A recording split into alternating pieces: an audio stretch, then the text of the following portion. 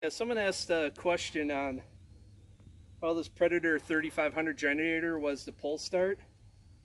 Well, it's about 46, 48 degrees right now.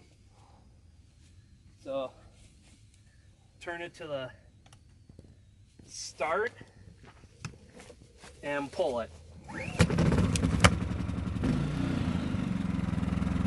That easy, it took one pull. So now to go do a cold start and the other generators to compare how easy they start. Now I'm going to do cold start on the 2-cycle generator. And the gas is off. Turn it on, let it sit for a little bit. It'd be nice if it had a primer button.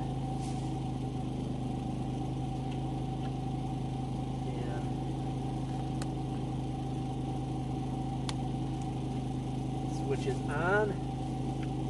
See how long this takes.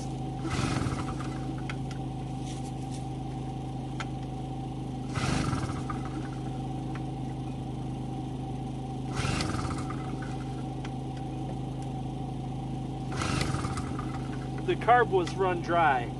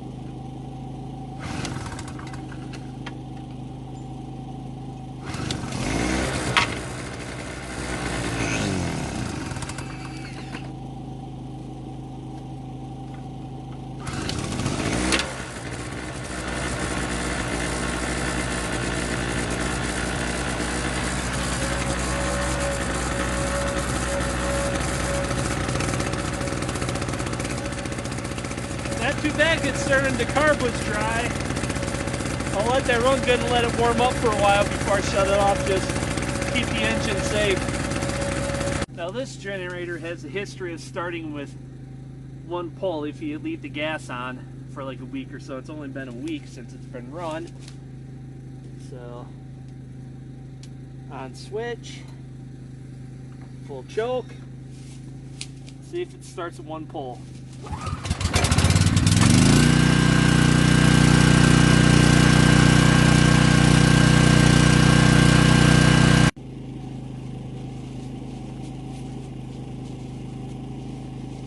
As you can see, that Predator started really good for the person that want to know how a pull starts.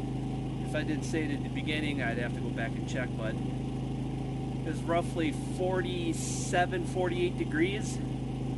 I think the temperature has gone down. It feels more like 45 and getting more damp. It might rain tonight, so it'll be down to about 42. But we can see that 2-cycle generator with the carb run dry, it does not like to start very easily, but it does start. It's not the coldest temp I've started that generator at. But the 2-cycle one starts a lot harder than the 4-strokes. It's 800 watt. That big old 10 horse started on one pull, and it has a history of starting on one pull pretty much regardless the temperature, unless it's really, really cold or I have crap gas in it. Then it does not start very well. But that's only because I left the fuel valve on. And I put in a little seafoam carb cleaner in the tank. Ran fine. It must have been water in that tank, because I was going to take it into the shop earlier this spring. But it started up just fine after I put in seafoam and some carb cleaner. It just popped right off, ran perfectly fine, like nothing was wrong.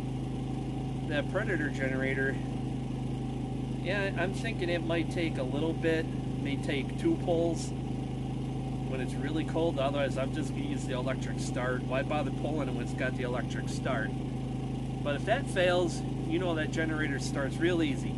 So hope this video was of some help to you if you're trying to decide, what basic generator to start with. Either a big old fuel hog like this old Craftsman, I got that like 14 years ago. A little Harbor Freight Tailgator generator, or the Predator 3500. I'd just go with the 3500. It's got the plenty of power to run a fridge, an electric heater, or furnace in a camper or RV, and it might have enough to run a microwave at the same time. I'd have to check the wattage usage of it, because it's only rated for 3,000 watts continuous, and for best generator life or equipment life period, operated to no more than 3/4 to 75 to 90% of its max rating. Keep a little bit in reserve for continuous duty, and it should last an extremely long time. If you operate it at the max all the time, it's going to shorten its life. So I'd say run that Predator at about 2,600, 2,700 watts continuous max. It's rated for 3,000, but keep it back a little bit. The Tailgator is 700 or 800 watts. They're pretty much the same. So it says 6.5 amps. So I'll run it at like 5 amp charge, but it'll run a small fridge, no problem. This big Craftsman will run 5,600 watts continuous, so now you could run that 4,500, 5,000 watts all day long, no problem. It's not going to shorten its life. It'll grunt maybe a little bit, but this has got the best surge capacity of any generator I've got. It has a 3,000 watt surge capacity, which is unheard of in these generators.